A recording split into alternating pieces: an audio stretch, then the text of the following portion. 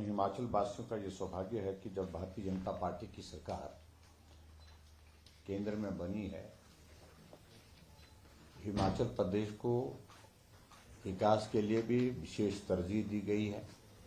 चाहे अटल जी का कार्यकाल रहा प्रधानमंत्री के तौर पर, और चाहे अटल जी के बाद अब नरेंद्र भाई मोदी जी का है।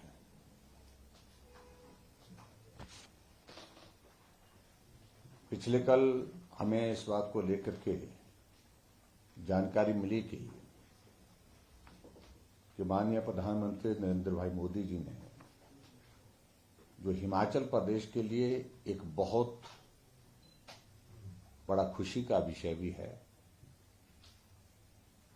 और खुशी के साथ साथ में हमारे लिए ये प्रोजेक्ट एक तरह से बहुत प्रेस्टिजियस एक इशू भी बन चुका था, क्योंकि हम इस पर बहुत बोल भी दिए थे।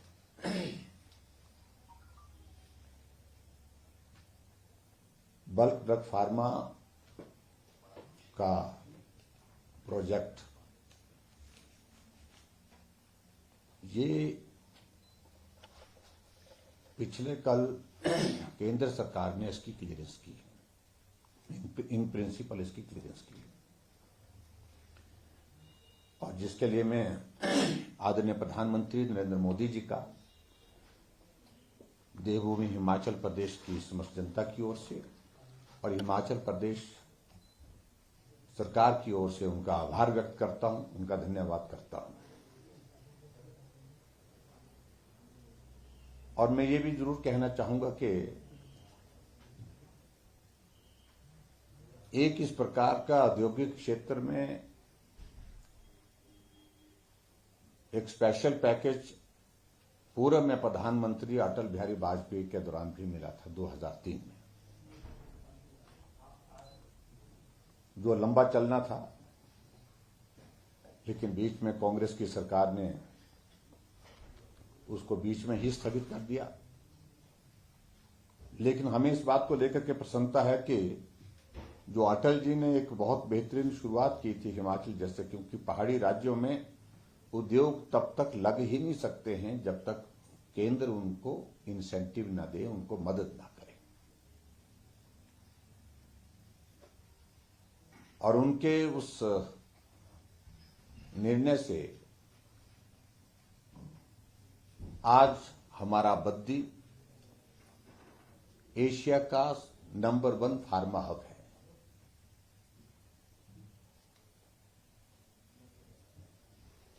यह हमारे लिए बहुत प्रसन्नता का विषय है।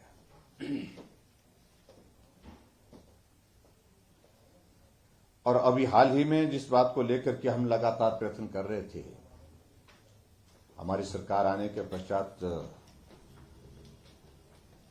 लगातार इस दिशा में प्रयत्न चल रहे थे कि हम प्राइवेट सेक्टर की इन्वेस्टमेंट को अट्रैक्ट करें हिमाचल प्रदेश में। और उसके लिए जो प्रयत्न हमने किए, एक तो मैं ये कहना चाहूंगा उसके लिए हम सफल भी हुए, काफी हद तक सफल हुए। और जब इस बात को लेकर के हमने इस विषय को सब लोगों के सामने रखा तो बहुत सारे लोगों ने परिहास किया था, मजाक किया था। ये हिमाचल प्रदेश में आज से पहले हुआ नहीं है, और इस काम को बड़े बड़े लोग नहीं कर पाए, और इसमें इसलिए ज्यादा नहीं कहना चाहिए, और जो होने की संभावना नहीं है तो इसमें ज्यादा बोलना नहीं चाहिए। लेकिन हमने कहा कि अगर नहीं हुआ तो इसका अभिप्राय ये नहीं है कि हम काम करना ही छोड़ दें। हमने निर्णय किया, हम ग्लोबल इन्वेस्टर्स मीट करेंगे, और उसके सार्थक परिणाम हमारे सामने आए।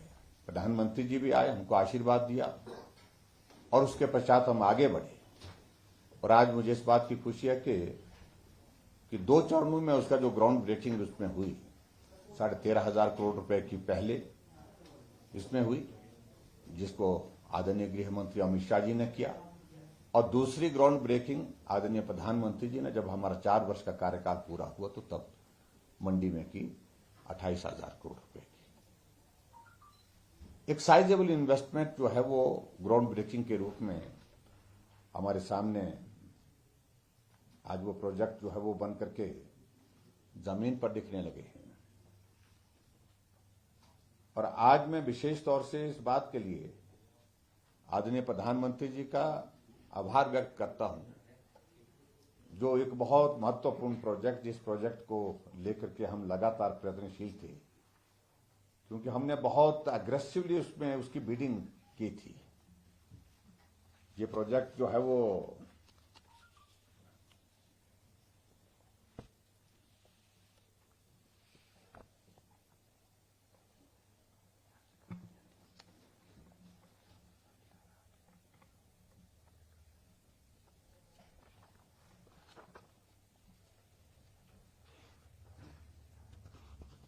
आत्मनिर्भर भारत, यानी कि कुल मिलाकर के प्रधानमंत्री जी के कॉन्सेप्ट,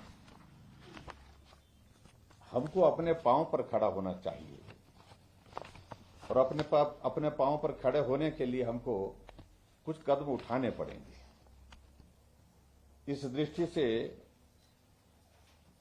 इस बल्क ड्रग फार्मा पार्क का एक कॉन्सेप्ट जो है वो देश के सामने आया और मुझे इस बात की खुशी है कि और जैसे इस प्रोजेक्ट के आने के बाद सारी इसकी प्रक्रिया आगे शुरू हुई, तो हमने इसमें बहुत जोर के साथ हमने कहा कि हमको इस पर प्रयत्न करना चाहिए, क्योंकि हम एशिया में जो है फार्मा की दृष्टि से नंबर 1 पे हैं और ऐसे में हमको इस पार्क के लिए अग्रेसिव होकर के बिडिंग करनी चाहिए और हमने की।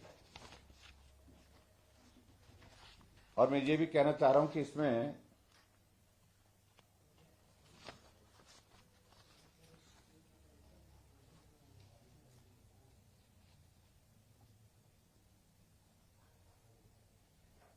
हमें केंद्र सरकार से जो इसमें खासतौर से जो हमको मदद मिलेगी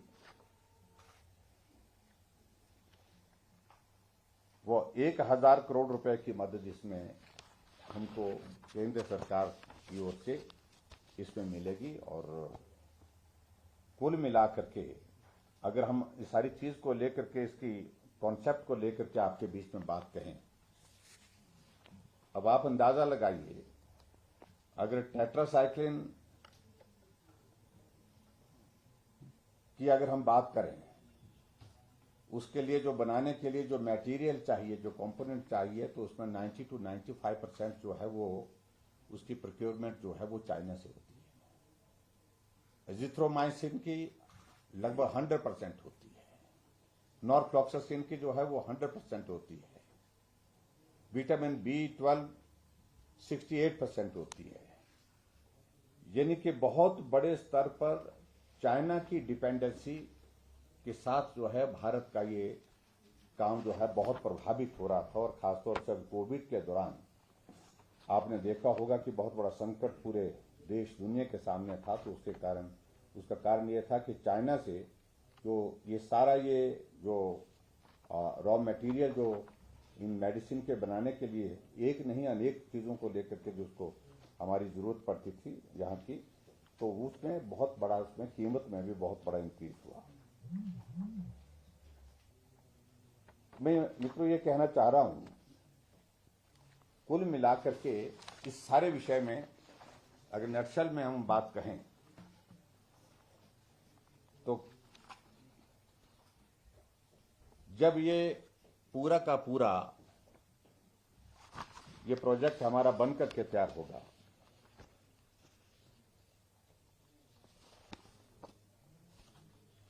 तो इसमें टोटल जो इन्वेस्टमेंट जो आने की संभावना है वो लगभग 50,000 करोड़ रुपए की टोटल इन्वेस्टमेंट जब ये कंप्लीट होगा, ये प्रोजेक्ट आने वाले समय में।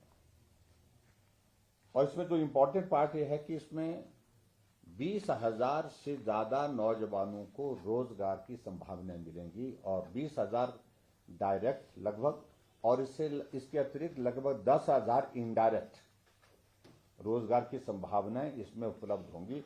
ये बहुत बड़ा इंपॉर्टेंट एस्पेक्ट इसमें है। और ग्रांट इन एड के रूप में मैंने कहा कि इसमें हमको हिमाचल प्रदेश को उसमें 1,000 रुपये इसमें प्राप्त होगा। गवर्नमेंट ऑफ इंडिया ने इस प्रकार के 3 पार्क के लिए ये सारा विषय आगे बढ़ाया था, और उसमें से जो 3 पार्क में मुझे इस बात की खुशी है कि हिमाचल उसमें नंबर 1 पर रहा है, पहले नंबर पर। जो बिडिंग की प्रोसेस है, एक्चुअली ये सारे प्रोसेस में जो फिर उसके बाद इवैल्यूएशन कैलकुलेशन का प्रोसेस उसमें काफी लंबा लगा, लेकिन उसके बावजूद जो इवैल्यूएशन और कैलकुलेशन होने के बाद हिमाचल उसमें जो 3 इसमें जो है पहले नंबर पर रहा। पहला नंबर पर हिमाचल प्रदेश, और एक गुजरात को मिला है, एक आंध्र को मिला है, इस प्रकार से। और इसमें ये मैं कहना चाह रहा हूं कि इसमें टोटल लैंड जो इसमें है वो 1405 एकड़ लैंड इसमें है, और जिसमें से गवर्नमेंट लैंड 1366 एकड़ है और प्राइवेट लैंड जो 39 एकड़ है। टोटल प्रोजेक्ट कॉस्ट जो है इसमें 1190 करोड़ रुपए है। और जैसे मैंने बताया कि ग्रांट एंड एड जो केंद्र सरकार से हमको मिले जो 1000 करोड़ की है, और स्टेट की ओर से इसमें लगभग 200 करोड़ 190 करोड़ के लगभग जो इसमें जो इन्वेस्टमेंट होगी इसमें।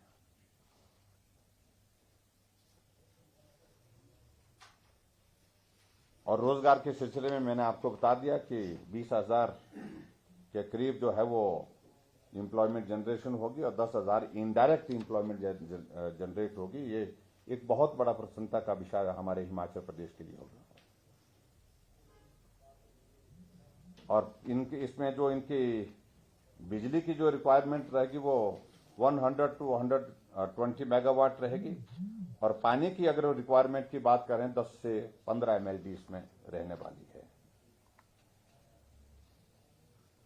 और इसमें जो एक इम्पॉर्टेंट एस्पेक्ट जो है जिसको लेकर के आप लोग ये जानना चाहेंगे कि हमने इसमें बिडिंग में क्या क्या अपनी ओर से जो है स्टेट गवर्नमेंट की ओर से जो उसमें इंसेंटिव देने की जो बात कही है। एक तो जो पावर टैरिफ जो है वो ₹3 पर यूनिट फॉर 10 ईयर्स, एक पार्ट ये था।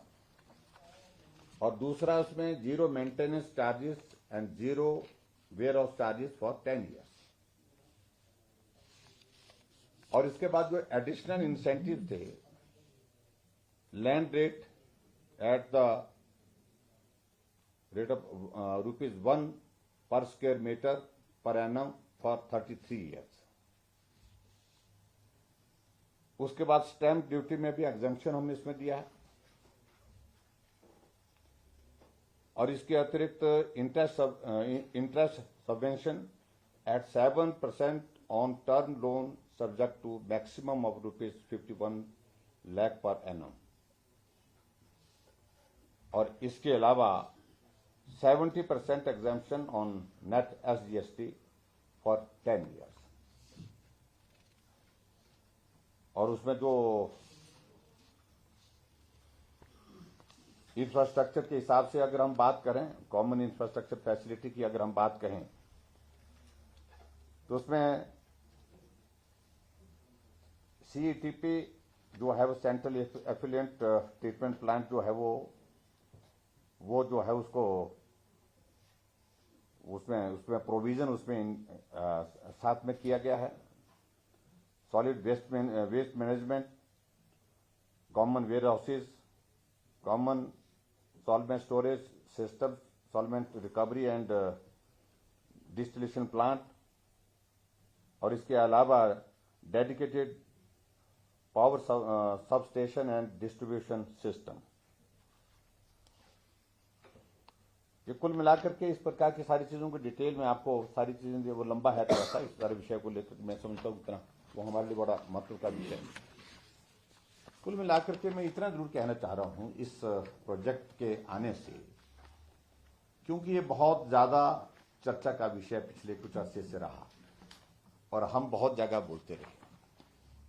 मैं प्रधानमंत्री जी से व्यक्तिगत रूप से मिला, और जब भी मिला तो बल्क ड्रग फार्मा पार्क का जिक्र मैंने सदैव किया। जो हमारे नोट्स एक्सचेंज होते थे सदैव इसको प्रायोरिटी के साथ हमने डिस्कस किया, क्योंकि हमने कहा इसको होने से हमको हिमाचल प्रदेश को एक बहुत बड़ा लाभ मिलेगा। दूसरा, यूनियन हेल्थ मिनिस्टर के साथ भी हमने लगातार इस विषय को उठाया और इस विषय को उठाने के पश्चात लगातार इस विषय पर उनसे बातचीत हमारी लगातार होती रहती थी और मुझे इस बात की खुशी है कि अब ये सारे विषय पर बातचीत आगे बढ़ करके एक मुकाम में व्यक्तिगत रूप से उनके घर में भी गया, व्यक्तिगत रूप से उनके ऑफिस में भी गया, तो इसलिए उनका भी बहुत बड़ा इसमें सहयोग रहा।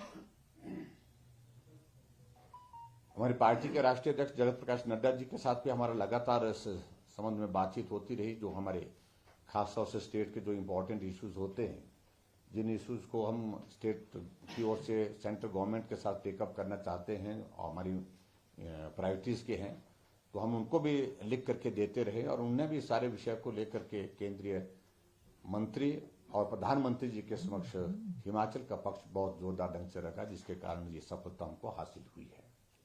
और यहां तक कि मैं गृह मंत्री जी के सामने भी सारे विषय को लेकर के बातचीत की है। लगातार इस प्रयास को करने के पश्चात आखिरकार हमको उसमें सफलता मिली है और मुझे पूरा भरोसा है कि ये प्रोजेक्ट हिमाचल प्रदेश के लिए एक बहुत बड़ा रोजगार के क्षेत्र में और रोजगार के क्षेत्र के साथ साथ में इन्वेस्टमेंट के क्षेत्र में एक बहुत बड़ा एक मॉडल होगा जो हमको मददगार होगा। हमारे विपक्ष के लोग कई बार इस बात को लेकर के कहते थे, खासतौर से विपक्ष के नेता, क्योंकि ये प्रोजेक्ट उनके ही क्षेत्र में आ रहा है, वो हमेशा इस बात को कहते थे कि ये नहीं होगा, ये नहीं होगा, ये नहीं होगा, और कई तरह के शब्दों का वहां उन्होंने चयन किया। मैं उन सारी बातों में जाना भी नहीं चाह रहा हूं, लेकिन हमने इस बात को लेकर के दृढ़ता के साथ अपना पक्ष सदैव रखा, क्योंकि हम पहले दिन से कॉन्फिडेंट थे। जिस प्रकार से बिडिंग के प्रोसेस में हमने मेहनत की, परिश्रम किया और मेहनत करके सारी चीजों को प्लान किया, तो हम विश्वास के साथ कह रहे थे कि हमको मिलेगा, हर हालत में मिलेगा। आखिरकार उसमें सफलता हुई और मैं इस प्रोजेक्ट को, ये हिमाचल के डेवलपमेंट का प्रोजेक्ट है, इसलिए मैं इसको राजनीति की भेंट चढ़ने नहीं देना चाह रहा हूं। मैं उन सारी बातों को अपनी ओर से शुरू नहीं करना चाह रहा हूं जो हमारे विपक्ष के लोग कहते हैं। उनको अगर वो कहीं पूछेंगे तो निश्चित रूप से उनको इस सारे सिलसिले, इस सारे इसमें जवाब देंगे।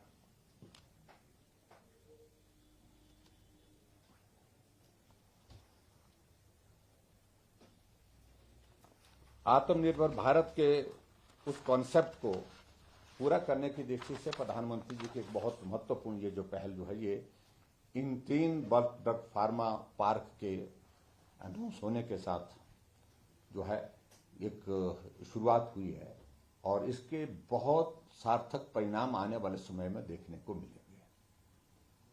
मैं यही कहना चाहता हूं और इसके साथ साथ में मुझे इस बात की भी प्रसन्नता है कि इसी तरह का हमारे एक और प्रोजेक्ट भी अभी हाल ही में पीछे कुछ वक्त पहले जो है स्वीकृत हुआ नालागढ़ में, जो हमारा मेडिकल डिवाइस पार्क, उसकी भी स्वीकृति हुई है। वो 350 करोड़ रुपीज के 350 करोड़ रुपए का ये टोटल प्रोजेक्ट है और 350 करोड़ रुपए का ये प्रोजेक्ट में केंद्र की ओर से इसमें भी हमको सहयोग मिलेगा, मदद मिलेगी। लगभग 100 करोड़ रुपए की मदद इसमें केंद्र सरकार की ओर से मिलेगी इंसेंटिव के रूप में। और इस प्रोजेक्ट के आने से भी हिमाचल प्रदेश में जो हमारा इंडस्ट्रियल सेक्टर है वो स्ट्रेंथन होगा और उसके साथ साथ में रोजगार की संभावना इसमें भी हिमाचल प्रदेश में विद्यमान होंगी नौजवानों के लिए। तो उसके लिए भी मैं प्रधानमंत्री जी का धन्यवाद करता हूं। ये 2 प्रोजेक्ट बहुत इंपॉर्टेंट, खासतौर से जो बल्क ड्रग फार्मा पार्क एक बहुत प्रेस्टिजियस प्रोजेक्ट है। इसको मुझे लगता है कि इसके कॉन्सेप्ट को लेकर के बहुत क्लैरिटी नहीं, इसलिए फिर मैंने सोचा कि कुछ बिंदुओं को आपके सामने हम बातचीत करके यहां पर चर्चा कर लें तो उचित रहेगा, ताकि सही पक्ष इसका जा सके और इसका महत्व भी हिमाचल प्रदेश के लिए क्या है, ये महत्व भी लोगों के सामने आ सके। और इसके साथ साथ में पूरे देश के लिए इन 3 पार्क का जो एक गुजरात और दो एक उधर आंध्र प्रदेश में हुए, तो उनसे जो है वो क्या इम्पैक्ट्स आएंगे, उन सारी चीजों को लेकर के भी मैं समझता हूं कि ये पक्ष बहुत महत्वपूर्ण था जो सरकार का लोगों के बीच में जाना चाहिए। और आज के इस पत्रकार वार्ता में एक बार फिर से मैं आदरणीय प्रधानमंत्री जी का हिमाचल प्रदेश सरकार की ओर से, हिमाचल प्रदेश की जनता की ओर से एक बार फिर से धन्यवाद करता हूं कि उनके आशीर्वाद से हिमाचल प्रदेश के विकास के लिए एक बहुत बड़ा तोहफा जो आज दिया है, उसके लिए हम सब की ओर से आभार। तो मैं इतना ही कहना चाह रहा हूं। देखिए, अब प्रक्रिया इसकी बहुत जल्दी, क्योंकि लैंड इसमें आइडेंटिफाई कर ली गई है और इसकी जो सारी डीपीआर जो है वो इसकी बननी शुरू हो चुकी है और इसकी जो प्रोजेक्ट मैनेजमेंट एजेंसी जो है वो सारी चीजों को लेकर के आगे और प्रोसेस करेगी और उसके साथ साथ में फाइनल अप्रूवल जो है वो इसकी जो इसके साथ होती जाएगी और उसके साथ इसका सेटअप जो है वो हमारा शुरू हो जाएगा वहां पर। तो कुल मिलाकर के जो क्लियरेंसेस के इश्यूज हैं कुछ थोड़े बहुत, वो जल्दी उनको हम एक्सपेडाइट करेंगे और उनको एक्सपेडाइट करने के बाद काम शुरू होना, और हमें भी जल्दी है इसमें। हम भी चाहते हैं कि जल्दी से जल्दी ये काम पूरा हो जाए। सर, इससे पहले फार्मा का जो हब था सारा वो एक कंसंट्रेटेड जगह पे था सोलन डिस्ट्रिक्ट में। हाँ जी। अब सर वहां के अलावा कोई बड़ी यूनिट, एक तरह से बड़ा मेगा प्रोजेक्ट कोई उससे बाहर निकला है, ऊना जिला में आया है जी। क्या राज्य सरकार ये कोशिश करेगी सर कि जो बाकी डिस्ट्रिक्ट्स हैं वहां पे भी थोड़ा फार्मा का फॉर्मुलेशन का कंसंट्रेशन हो? देखिए, इसी तरह से इसीलिए सोचा गया, पहले इस सारी चीज को लेकर के हमारा भी ये प्लान आया था। फर्स्ट प्लान तो यही आया था कि नालागढ़ में ही करेंगे, नालागढ़ और बद्दी के बीच में जो जमीन अवेलेबल है। लेकिन उसके बाद हमें लगा कि एक जगह ही हम फोकस करेंगे डेवलपमेंट के हिसाब से भी, और उसके साथ दूसरा कुछ एक रिक्वायरमेंट थी, जमीन की रिक्वायरमेंट, जमीन के साथ साथ में पानी की रिक्वायरमेंट, ये सारी चीजें जहां आसानी से हमको उपलब्ध हो सकती थी, बेहतर ढंग से हो सकती थी, उसके लिए हमने प्लान किया कि दूसरा ऑप्शन लेना चाहिए। फिर ऊना का हमारा ये ऑप्शन हमारे सामने आया। और तो इस बात को लेकर के जो आपने पूछा है, तो निश्चित रूप से एक जगह ही इंडस्ट्रियल सेक्टर नहीं बनना चाहिए। अभी तक हमारे लिए मुश्किल एक ही चीज की थी कि हमारे हिमाचल प्रदेश में जो अंदर के जो डिस्ट्रिक्ट है, दूसरे डिस्ट्रिक्ट है जहां पोटेंशियल मौजूद है इंडस्ट्रियल सेक्टर को ग्रो करने के लिए, लेकिन वहां कनेक्टिविटी का इशू रहता था। अब जैसे जैसे कनेक्टिविटी इंप्रूव हो रही है, 4 लेन्स की हमारी कनेक्टिविटी आ रही है, आने वाले समय में एयरपोर्ट का प्रोजेक्ट हमारा आता है तो उससे भी एक बहुत बड़ा बूस्ट मिलेगा। आने वाले समय में रेलवे कनेक्टिविटी धीरे धीरे हिमाचल के अंदर आ रही है, उसके कारण भी बेहतर रहेगा। और उसके बाद निश्चित रूप से हिमाचल प्रदेश में बहुत जगह ऐसा हम आने वाले समय में देख सकते हैं जहां इंडस्ट्रियल सेक्टर जो है वो ग्रो करेगा। ठाकुर साहब, इस विशेष प्रोजेक्ट के लिए आपको बहुत बहुत बधाई। Thank you. लेकिन एक प्रश्न ये है कि जो ग्राउंड ब्रेकिंग आपने बताई कि पहले हुई है, 2-3 जो की है, उसमें जो एम्प्लॉयमेंट का आंकड़ा है वो पूरा क्लियर आता नहीं है। देखिए, एक बात मैं कहूं कि हम अभी तो जहां ग्राउंड ब्रेकिंग का सेकंड पार्ट हुआ वो तो अभी बहुत ज्यादा अभी शुरू हुआ है, लेकिन जो फर्स्ट ग्राउंड ब्रेकिंग हुई है वो प्रोजेक्ट अब आना शुरू हो गए हैं। तो हमने इस चीज को एंश्योर किया है कि इसमें हिमाचल के नौजवानों को रोजगार प्राथमिकता के साथ दी जाए। जो हमारा बड़ा क्लियर कट जो हमारा एक फॉर्मूला बना हुआ है, उस फॉर्मूले के मुताबिक हिमाचल प्रदेश का जो हक रोजगार का बनता है उसको एंश्योर करेंगे। सर, मेरा सवाल है, इसकी डीपीआर 3 महीने का टाइम है कि 3 महीने में बना कर जी, तो सरकार का प्रयास क्या रहेगा? 15 दिन, 20 दिन, 1 महीना, कितना रहेगा? नहीं, हम तो कोशिश करेंगे अर्लीस्ट पॉसिबल। हम तुरंत, क्योंकि अभी कल ही ये सारी चीज कम्युनिकेट हुई है, तो इसके बाद तुरंत हम डिपार्टमेंट के साथ बैठ करके इसको जल्दी एक्सपेडाइट करेंगे। कांग्रेस ने कई तरह की गारंटी जो है उसका वो किया है सर, क्या कहेंगे सर आप उस पर? देखिए, जब जिस कांग्रेस की ही गारंटी नहीं है, अब उसके बारे में अब क्या बोला जाए? पूरे देश में बची कहाँ है? और जिस तरह से वो नई चीजों को करने की कोशिश कर रहे हैं, इन सारी चीजों से कुछ पर्दा नहीं बचने वाला उनके। वो निश्चित रूप से कांग्रेस पूरे देश भर में रसातल की तरफ जा रही है। पूरे देश भर में कांग्रेस पार्टी समापन की ओर जारी है। उनके बड़े बड़े नेता हर रोज पार्टी छोड़ के जा रहे हैं। तो ऐसे में कांग्रेस का भविष्य हिमाचल में क्या है, पूरे देश में ही आजकल नहीं है। और सबसे खराब वक्त जिंदगी का जो शायद मुझे लगता है कि आजकल चल रहा है अभी तक कांग्रेस पार्टी का, अभी वो अभी राहुल क्या आ रहे हैं आने वाले समय, इसमें ज्यादा खराब होने की संभावना लग रही है मुझे। सर, ओपीएस आउटसोर्स और महिलाओं के लिए जो उन्होंने घोषणाएं की हैं, वो लगता है देखिए उनकी घोषणाओं का सरकार के ऊपर दबाव बनाने की कोशिश की जा रही है। देखिए उनके दबाव में सरकार कभी पहले भी नहीं आई, ना आ जाएगी। हम कर्मचारियों के लिए अच्छा सोचते हैं, अच्छा उनके बारे में विचार करते हैं। उनके सहयोग से हिमाचल प्रदेश के विकास को गति मिली है निश्चित रूप से, और उनकी एक बहुत महत्वपूर्ण भूमिका है। हम सारी चीजों को पॉजिटिव डायरेक्शन में जो किया जा सकता है वो करने की कोशिश कर रहे हैं। सर, इनकी 4 घोषणाएं मेन जो है, चुनाव पेंशन हो, अभी पेंशन बहाल होगी, 5 लाख रोजगार देगी, महिलाओं को हर महीने 1500 देगी, और साथ में 300 यूनिट बिजली की घोषणा की है। 4 मेन जो 10 गारंटी है, वैसे 4 है। कोई विश्वास नहीं करने वाला है। बिजली की अगर बात कहते हैं कि हमने उसमें काम करना शुरू कर दिया, हम 125 यूनिट पहले ही दे चुके हैं। और इनको इस बात को भी सोचना चाहिए, जिस दिन हमने ये अनाउंसमेंट की थी महिलाओं के लिए 50% किराए में छूट और हिमाचल प्रदेश में 125 यूनिट बिजली मुफ्त देने की बात कही थी। और मुफ्त नहीं में इस बात को लेकर के हमने एक पर्टिकुलरली एक सेक्शन को राहत देने की बात की। राहत और मुफ्त दोनों चीजें अलग अलग है। तो उस वक्त इन्होंने, कांग्रेस के लोगों ने टिप्पणी की थी, कुछ नेताओं ने, कि पूरे हिमाचल को मुफ्त कोर बना दिया। तो आज अगर इस प्रकार से वो बातें कह रहे हैं, उनको उस बयान को उनको अध्ययन करना चाहिए कि उन्होंने क्या बोला था और कौन उनकी बातों पर विश्वास करेगा। बेरोजगारी के लिए पीछे हमने हिमाचल प्रदेश में यात्राएं देखी हैं। अभी बेरोजगार यात्रा हिमाचल प्रदेश में शुरू करने जा रहे थे, वो यात्रा कहां पहुंची है आजकल हमको दिख नहीं रही है कहीं भी, बीच में ही कहीं वो गुम हो गई है। और इसके अलावा जहां जिन घोषणाओं का जिक्र कर रहे हैं उस पे 1500 रुपए 18 से 60 साल की महिलाओं को देने की बात कही, तो उनके ही एक नेता ने उस वक्त एक टिप्पणी की थी कि cut your coat according to your cloth, इनकी जितनी चादर है उतना पांव फैलाओ। कांग्रेस पार्टी एक जिम्मेवार पार्टी है और जिम्मेवार पार्टी होने के नाते ऐसी घोषणाएं हम नहीं करते हैं, लेकिन उसके बावजूद भी किस हालात में ये सारी बातें कही जा रही है, कौन कह रहा है हमें मालूम नहीं।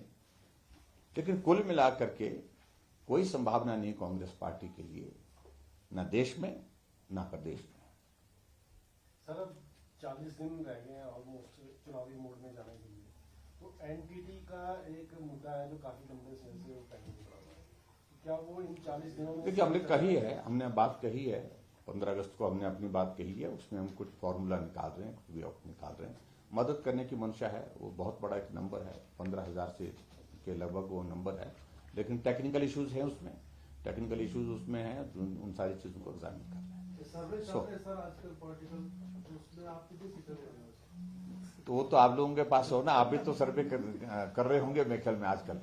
देखिए हम हिमाचल प्रदेश में सरकार बनाएंगे और जो काम बड़े बड़े लोग नहीं कर पाए उस काम को छोटे लोगों से इस बार करवाएंगे।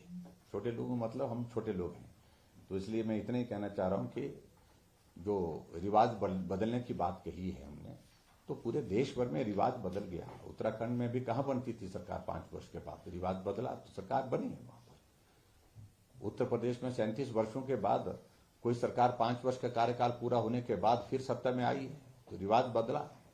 हमारा हरियाणा का प्रदेश पड़ोस का है, 2014 में वहां पर चुनाव हुआ था और 2014 में मनोहर लाल जी की सरकार, बीजेपी की सरकार बनी थी, उनके नेतृत्व में 2019 में फिर सरकार रिपीट हुई। रिवाज बदला है, पूरे देश में बदला है। मणिपुर में बीजेपी की सरकार थी, फिर आई है। गोवा में बीजेपी की सरकार थी, फिर आई है।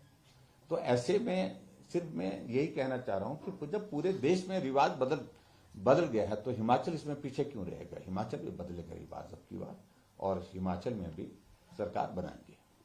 ये बैठक हुई है सर कुछ देर पहले, काफी लंबे समय से 1,90,000 पेंशनर है, वो उनकी भी काफी डिमांड है, सड़कों पर आए थे, प्रोटेस्ट किया था। आप क्या माननी करें आज की जो वो हुई है बैठक? जेसीस की बैठक थी हमारे जो पेंशनर्स की, उनके साथ हमारी सौहार्दपूर्ण बात हुई, उसकी डिटेल आपको आ जाएगी और उसमें मैं ये हमारे प्रेस सेक्रेटरी की, क्योंकि वो लंबी है बातें उसमें, तो वो आ जाएंगी उसमें। तो थैंक यू वेरी मच। आज तो मुझे सिर्फ इस बात को लेकर के जो बल्क ड्रग फार्मा पार्क, ये इंपॉर्टेंट इशू था जिसको लेकर के आपके साथ अपनी बात साझा करनी थी। आप सबका बहुत बहुत धन्यवाद। Thank you very much. कुछ आए हुए रखे